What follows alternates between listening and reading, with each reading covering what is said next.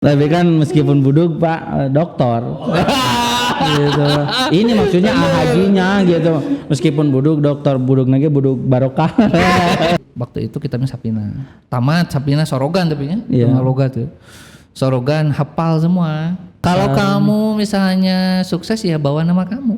Jangan minta proyek sama papa gitu ya. Pernah bolos enggak tuh Haji? Jadwal ngaji ulin keneh gitu ya, pernah. Di kumaha. Lupa lagi ya. Kalau waktu kecil lupa lagi ya. Tapi yang jelas pasti semuanya dapat hukuman. Ke resiko yang diambil karena tidak mengikuti sudah komitmen bahwa harus ngaji pulang jam segini ternyata tidak dilakukan ya ada konsekuensi pasti. Sanksi. Ada sanksi ya. Digebu-gebu sorban wae mah wajar atau ya itu kalau kita kan dididiknya dulu seperti itu. Gayanya beliau. Ya, sorban, terus sisir, apa itu gantungan baju, itu sudah pernah mengalami lah itu. Karena memang klasikal tuh begitu ya, malah makin kena ke kitanya gitu. Iya itu. Apalagi gak sholat wah bahaya. Kiamat itu malah. Dia udah. Nah, seorang Haji Mun'im tumbuh di pesantren, di lingkungan pesantren, kemudian ada dua kiai besar. Terlepas itu adalah kakek dan ayah, tapi itu adalah dua kiai besar yang kemudian akan mempengaruhi Haji baik sebagai seorang ayah dan kakek atau sebagai seorang guru nih. Nah, dari Pangersa A dan Pangersa Akang ini, mana sih yang paling berpengaruh ke Haji sampai hari ini kira-kira? Sebetulnya dua-duanya. Jadi kalau lebih sih nggak ada lebih karena sama-sama penting. Sama-sama punya kontribusi besar. Ada bagi peran nggak sih misalnya di bagian ini oleh Pangersa Akang di bagian kalau bagi peran tidak tahu sampai sejauh itu. Tapi yang saya rasakan baik oleh Pangersa Akang maupun Pangersa almarhum memang balance dua-duanya, sejalan lah. Gitu. Dan kami pun juga harus berusaha memikirkan kalau misalnya ada ketidakcocokan, ketidaksetujuan arah pendidikan, jalan tengahnya gimana nih? Ini Pangersa Akang bilangnya gini, Pangersa A bilangnya begini, ya kita sendiri berusaha cari jalur tengahnya. Karena dari sisi keilmuan pasti ada ikhtilaf itu. Betul. Begitu ya, pada satu bidang atau pada satu sisi. Kita yang jadi korban dalam tanda kutip ya, harus pandai-pandai menengahi masukan dari keduanya. Oke. Begitu. Tapi alhamdulillah sejauh ini perbedaan itu bukan berarti dinisbatkan kepada hal negatif sebetulnya, tapi sama-sama menginginkan hal positif. Sama-sama ketika dipikirkan ulang dua-duanya memang positif, cuman ya kitanya yang masih pintar-pintar menengahi kepositifan itu. Yang cocok untuk kita, untuk makom kita pada saat itu. Kalau misalnya begini, ya sudahlah bagian ngaji sama Pangersa Akang, bagian sekolah sama Pangersa A, atau bagian pendidikan akhlak sama Pangersa A, ngaji sama Pangersa Akang, atau dibalik gitu enggak sih? Atau ngaji saling melengkapi justru. Dua-duanya itu saling melengkapi. Dua-duanya memang menekankan ngaji itu nomor satu. Kalau Haji sendiri ngaji ke Pangersa dan Pangersa Akang atau oleh satu aja? Pangersa Akang aja atau Pangersa A aja? Kalau lebih dominan ngaji langsung ke Pangersa Akang lebih dominan. Ke Pangersa Akang langsung. Tapi beberapa pengecekan, ketahuan bacanya nggak sesuai, biasanya langsung dipanggil. Oh, justru gitu. Pangersa A itu bagian check and rechecknya itu ya? Pernah, bagian evaluatornya. Ya betul. Pernah waktu itu bukan salah ya, dipanggil. Mun'im ayeuna ngaos naon, tadi pagi ngaos naon gitu na enjing-enjing gitu. Tadi enjing-enjing ngaos naon. Ngaos ieu, kitab ieu, waktu itu namanya Fathul Muin Hatujan nih harap dia. Atau Fathul Muin Hatujan. Macana mah bener saya tahu ge, cenah ngajelaskeunna bener gancang teuing tapi mun ieu mah bisa ngarti meureun gampang tuh barudak teu ngalartieun cenah gancang teuing. Itu sampai dikoreksi seperti detail. Iya, itu entong gitulah cenah meskipun geus bisa oge da batur mah can bisaeun. Mun ieu mah rencana geus bisa, batur mah can bisaeun karunya. Alon-alon itu ngajarkeun jadi alon-alon. Makanya daripada banyak mending sedikit tapi perlahan. Oke. Itu berubah total. Awalnya kan nganggapnya yang ngajinya itu kan misalnya tingkatan Mahad Ali udah mahasiswa. Lah geus ngarti lah dianggapna gitu kan. Jadi macamnya terelong ngejelaskan gancang gitu ternyata cantang tuh bisa karunya. Nah itu. Nah memang kelemahan guru ya, menurut saya sih kelemahan Pak. Karena kelemahan guru itu kadang menganggap muridnya udah bisa, Iya, muridnya kan udah belum pinter. tentu, betul. Terus kita ngasih ya sesuatu yang bukan berlebihan, sesuatu yang levelnya tinggi gitu Pak. Diajarin, Iya. padahal mah Padahal belum tentu. belum tentu. Makanya jangan terlalu cepat, penjelasannya lebih nyantai, alon-alon begitu. Kebijaksanaan gitu demikian ya. Betul. Termasuk Pak Sakam pun memang menyampaikan, ini kalau mau ngajar ngaji, mau di sekolah, mau dimanapun, bagusnya kalau mau ke kelas persiapkan sebaik mungkin. Jangan sampai kalau kitab kan salah baca, salah makna, bahaya, salah penjelasan.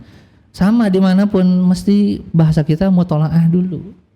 Jangan ujuk-ujuk abang geus bisa langsung datang ke kelas, wah gitu. Badan tamat 4 kali kita kayak gitu ya. Itu, tapi tetap mesti dicek and recheck. Jangan-jangan apa yang kita baca dulu sebetulnya nggak sesuai baru ketemu hari ini. Iya. Sama kehati-hatian itu dari dua tokoh yang tadi disebutkan membuat sebuah perubahan besar. Ternyata harus perlahan melihat situasi kondisi, kita pun juga harus hati-hati dan sebagainya. Terus sekarang dari Haji Mun'im tumbuh dewasa dengan 2 tokoh besar sebagai seorang kakek dan sebagai seorang ayah begitu. Dan hari ini sudah ditinggalkan sudah 2 tahun. Ya. Gimana perasaan Haji dengan kehilangan almarhum Pangarsa? Waktu itu ketika hari H, pada waktu itu sempat kan di rumah, beliau kan di rumah. Di rumah Gitu. Pangarsa. Di rumah saya Oh, di waktu rumah itu, Haji ya. ketika sedang sakit. Ingin di rumah ya silahkan, kalau ingin di rumah memang mungkin nyamannya di rumah saya. Beberapa hari biasa didoakan, dibacakan Yasin, minta berdoa kepada Allah, dipimpin oleh saya pribadi biasa. Hingga suatu hari di hari H itu siangnya semua keluarga sepakat udah dikembalikan aja Dibawa kembali ke rumah utama ke rumah ya. utama. Gak apa-apa mah enggak, ada uang, emang semuanya hadir. Gak apa-apa mah enggak dibawa Hari aja. apa masih ingat hari apa? Itu hari H, lupa lagi ya. Hari Rabu ya kalau nggak salah. Di siangnya dibawa, biasa ditopang, dibawa ke mobil. Mungkin kalau gak salah sore menjelang maghrib, karena belum pulang-pulang pada waktu itu, ditambah punya anak masih kecil, pulang dulu ya, mandi dulu dan sebagainya. Itu sudah giliran kan, giliran baca doa dan sebagainya. Oh, jadi Haji waktu mengantarkan pengeresaan memang langsung stay di rumah utama. Iya. Terus memang ikut apa ya? Ikut Ya, berdoa ikut- bareng-bareng, ya, doa berdoa bersama. mentalkin dan sebagainya digilir. Ketika selesai bagian saya mau pulang dulu, mau ganti baju, ya bawa baju ganti lah. Itu sudah waktu asar ya? Di waktu Itu asar atau maghrib? Maghrib. Oh maghrib malah. Iya, itu maghrib. Nah, ceritanya pulang, baru sampai rumah sudah ditelepon. Padahal dari rumah baru sampai rumah gak niat untuk lama. Ternyata langsung ditelepon. Ya gak menyampaikan, wah ini sudah firasat. Nah, ketika sampai di rumah utama tidak ada yang menyampaikan. Gitu, sudah firasat. Ketika dihampiri, secara emosional tiba-tiba air mata itu keluar. Secara Dan itu emosional. pengeresaan sudah tidak ada. Itu sudah tidak ada. Oh malah kemungkinan di jeda itu. Iya, itu kaget yang luar biasa, baru ditinggal sebentar tiba-tiba sudah ya ngantunkeun lah gitu. Berarti tidak bisa disesali ya, karena memang Tidak bisa disesali, kita ya. juga sudah coba Makanya, stay dari awal, betul. tapi kan itu masih kan nggak tahu. ada gitu Betul. ya. Makanya tiba-tiba air mata itu keluar. Nah, mau gimana lagi ya, itu perasaan yang luar biasa bercampur aduk lah. pada Kalau waktu diingat pada hari itu Haji, siapa yang paling histeris saat pengeresaan wafat pada saat itu? Ketika saya datang ya mungkin saya yang paling histeris. Oh justru yang paling histeris. Gak tahu kalau sebelumnya. Iya, Gak tahu. Ketika saya datang justru saya yang paling histeris. Karena pada waktu itu bersuara. Biasanya saya tidak bersuara kalau. Waktu itu nangis malah sampai terus apa ya? Harusnya. Dia bersuara. Yang saya ingat di waktu itu ketika saya datang, mungkin yang lain mungkin sudah atau gak tahu, saya tidak tahu ceritanya. Tapi yang saya alami dan saya rasakan, mungkin saya yang paling histeris. Makanya ditenangkan pada waktu itu. Siapa yang menenangkan? Saya yang ditenangkan pada itu saya pagi. Dari Cianjur Mang Ceceng nggak masalah. Oh, iya. Udah sana. Kalau Nyetong gitulah sana kemis dah. Barulah tenang. Bagaimana Tidak terlalu lama. dengan pengeresaan mamah pada saat itu? Ya Atau Haji nggak ingat ada di mana posisinya karena fokus tidak ke ingat, tidak ingat. posisi di mana ada siapa-siapa, pokoknya banyak orang lah. Semua keluarga semuanya datang, malah mungkin para tamu pun datang ikut mendoakan. Gak ingat persis di mana orangnya, posisinya di sebelah mana, nggak tahu persis. Bagaimana kondisi secara psikologis Haji selama 2 tahun ini ditinggalkan oleh kakek yang sangat luar biasa gitu? Secara psikologis malah justru menganggapnya almarhum itu masih ada. Enggak jadi drop ke kitanya ya? Tidak jadi drop, malah justru menganggap almarhum itu masih ada. Nah, bagaimana pada momen-momen kemarin misalnya saat sidang yudisium doktoral itu, ingat ke almarhum Al-Mughfirlah? Ingat, sebetulnya malah cita-citanya ingin disaksikan kan. Cita-citanya kan ingin disaksikan oleh almarhum. Malah cita-citanya ingin selesainya justru tahun kemarin. Harusnya selesainya itu Agustus 2000, mungkin ya sebelum 22. Oh iya, harusnya cita-citanya di tahun itu selesai. Begitu. Tapi ya gimana lagi, tidak tahu kalau untuk umur. Dan makanya tidak tahu kenapa, bukan hanya saya pribadi, sekeluarga pun merasa bahwa almarhum itu sebetulnya ya perasaan tidak meninggalkan, ada-ada aja. Itu yang itulah yang jadi ya, makanya suasananya masih tetap biasa, malah berusaha untuk menjadi lebih baik karena seolah-olah beliau masih ada, memperhatikan kita jangan sampai turun, malah harus berusaha jadi lebih baik. Di ketidakadaannya pun tetap saja merasa ada ya. Iya, ketidakadaannya pun merasa ada, gimana ya? Mungkin karena sudah mungkin tertancap dalam hati. Beda sama ini, sama teman-teman ini. Ini wujuduhu keadami Haji. Adanya seperti seolah tidak ada. Ya tapi berpengaruh pisan ya. Jadi ayah juga udah terpengaruh gitu. Nah itu dari keilmuan, dari apa namanya, dari ibadah itu karena yang kemudian membedakan itu ya. Betul. Ya kita segera bertobat teman-teman ya. Jadi jangan sampai wujuduhu keadamihi gitu, ada tapi dianggap tidak ada. Almarhum itu dengan karomahnya itu gitu ya, kebarokahnya itu, malah kita juga sebagai santrinya juga masih merasa masih ada, malah mungkin masih terawasi. Kalau saya ngaji yang pagi misalnya dengan Mahadari ya seolah-olah masih tetap di nyamun suasana, masih jika masih di Bandungan kene. Itu berasa gitu banget. Kalau salah kemungkinan pasti di sauran gitu. Dan itu masih ya sudah tertanam perasaan. Nah itu masih itu. Nah itu. Haji berapa bersaudara sih semuanya? Tadi kan katanya Tunji itu sebetulnya berapa bersaudara sih? Karena banyak para alumni atau juga yang belum tahu. Yang belum tahu nih sebetulnya hafal nggak sih berapa bersaudara dan siapa aja? Harusnya 10. Kok harusnya 10 sih? Harusnya 10 karena yang 2 itu dalam kandungan. Itu keguguran. Sempat keguguran ya? Ya, itu yang terakhir, 2 terakhir. Saya nggak tahu sama sekali ya. Biasanya kan sampai berita. Jadi harusnya 10. Yang 2 itu keguguran, jadi totalnya 8 yang ada. Oh, Pangarsa Teteh sempat keguguran juga. Di tahun berapa? Baru-baru juga. Apalagi. Waktu itu yang terakhir itu di Padalarang, waktu itu karena nganter ke Padalarang tahu. Yang terakhir enggak, maksudnya yang keguguran tuh di yang ke berapa, yang ke 9 ke 10 itu? 9 10. Oh iya. Kalau nggak salah 9 10 nanti di cross check lagi. Atau faktor usia barangkali mungkin Pangarsa Teteh. Kalau alam. Ya. Mungkin memang sudah sepuh ya. Betul.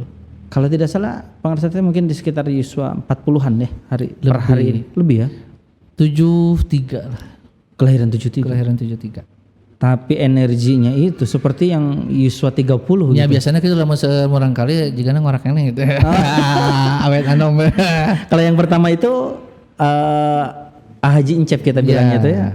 Baru yang kedua saya, ketiga Muhammad Kapahullah.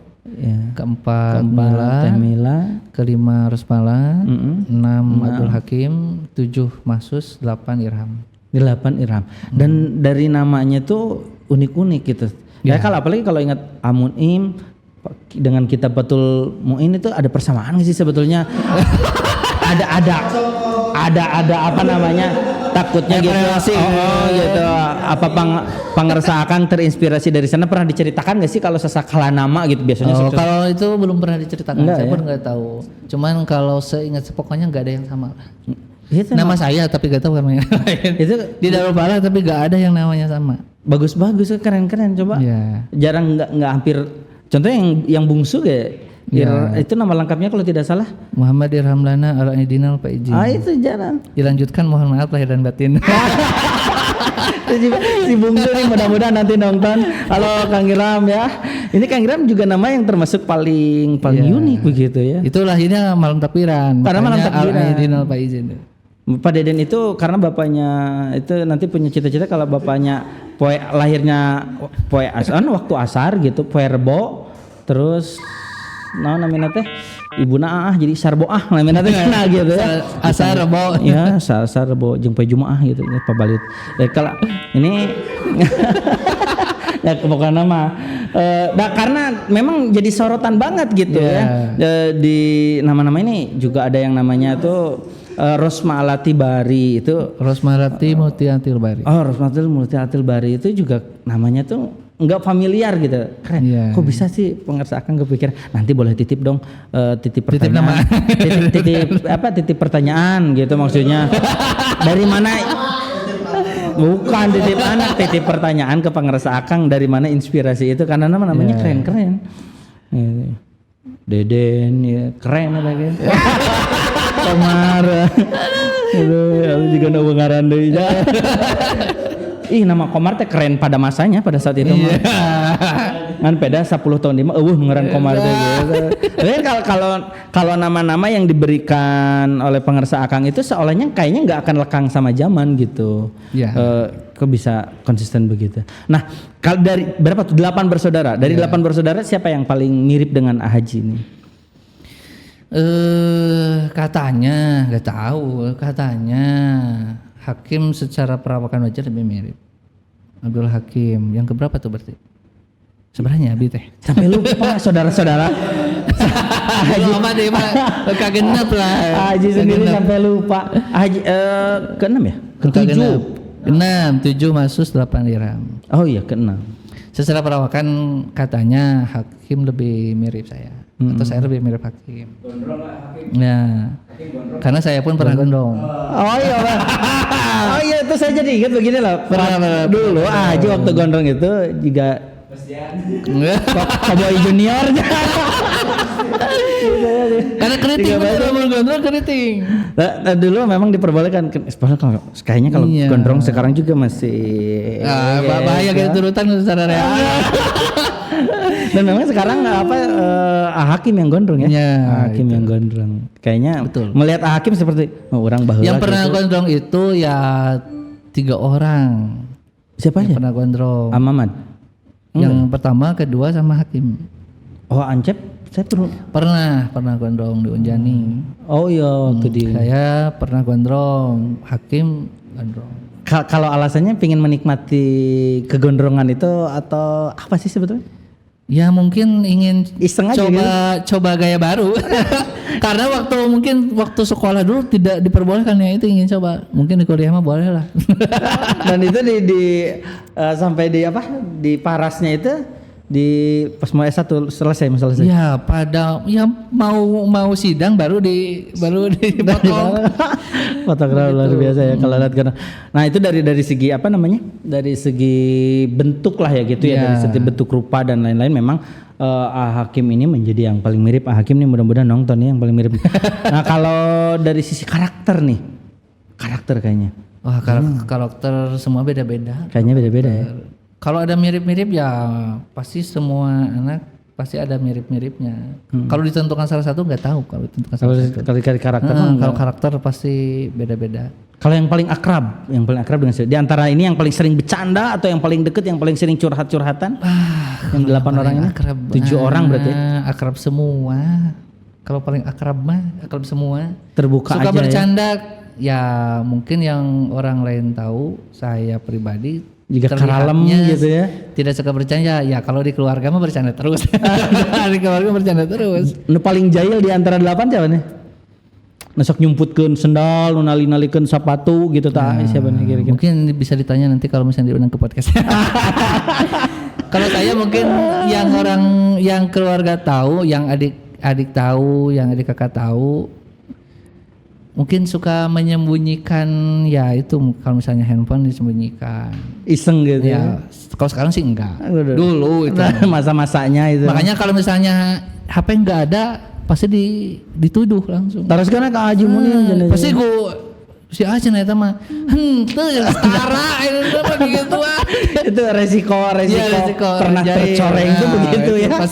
Pasti dituduh langsung. Padahal enggak. Dulu itu.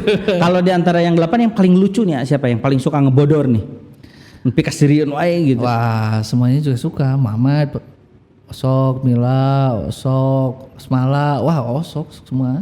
Emang kayaknya gaya-gaya celetukan itu pikas sirieun gitu ya. Emang tapi di keluarga. Keluarga. Karena kalau di luar mah kan kalem tuh boro-boro. Ya, keluar mah di rumah beda lagi. Menyesuaikan. Menyesuaikan. Kalau kumpulan keluarga unggul, nah semuanya pasti ikut bercanda.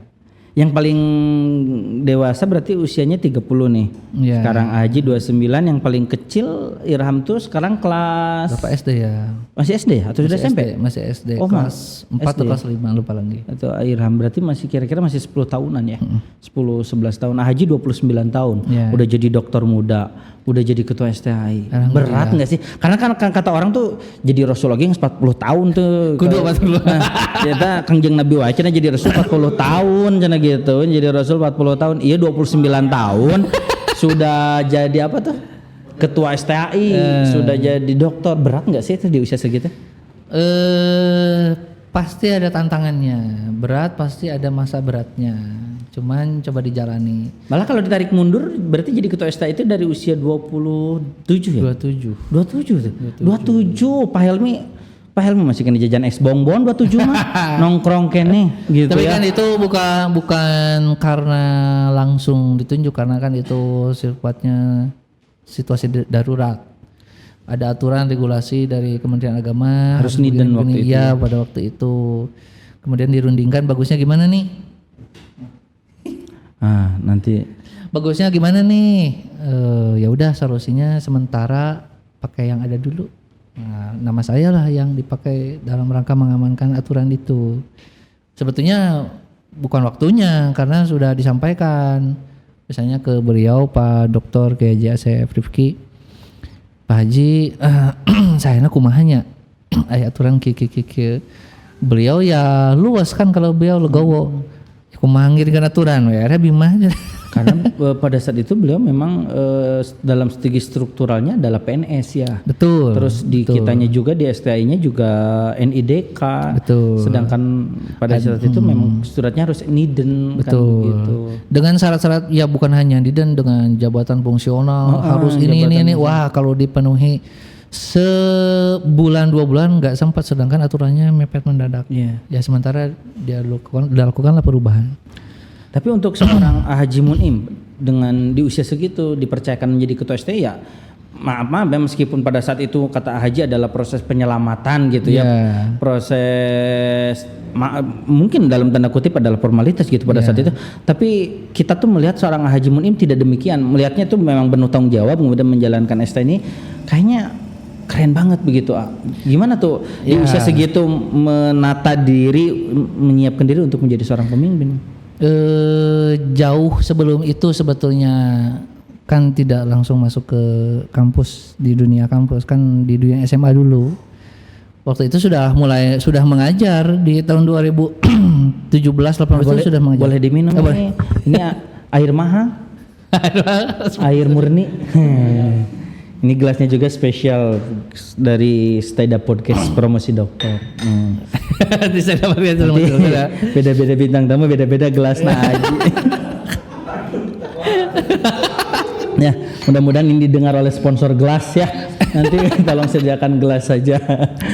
Dimulai dari SMA juga sudah dipersiapkan. Iya, sudah ngajar di SMA waktu itu, lulus S1 itu sudah ngajar di SMA. Prospeknya pada waktu itu ya di SMA malah. Tidak kepikiran untuk di kampus. Malah sempat ya udahlah di SMA aja gitu mau ngabdinya gitu. Iya, pada waktu itu malah sudah dengan Pak Haji Kojon pada waktu itu kepala sekolahnya udah nanti begini udah oke lah. Karena lanjut S2. Generasinya udah dipersiapkan. Pada waktu itu lanjut S2, ya sambil lanjut S2 sampai lulus. Ternyata mulai ditarik ke stand-up. Jadi sambil ya di SMA ngajar, ada beberapa jabatan pada waktu itu, lupa lagi jabatan sebagai apa. sambil ngajar di Stahida. Pada waktu itu baru beberapa hari dikasih jabatan sekretaris koordinator akademik kalau gak salah dengan Pak Haji Aris. Oke. Pada waktu itu. Lambat laun memang sebetulnya ketika kuliah S1 pun sudah ada harapan cita-cita ingin memperbaiki khususnya di kampus, meskipun sesudah lulus memang di SMA dulu. Karena pada saat itu juga kampus masih dalam tanda kutip administrasinya masih berantakan gitu. Betul. Jadi belum apa Belum ya? ideal ya? Belum ideal lah. Belum ideal. Ditambah untuk berusaha menangani pun baru lulus S1. Iya, betul. Gak mungkin kan di dunia kampus mengajar lulus S1 harus S2. Makanya sambil lulus S2 ngajar di SMA. Yang terpacu itu karena pada waktu itu ketika mengantar almarhum sedang berobat di rumah sakit, ada seseorang yang bertanya,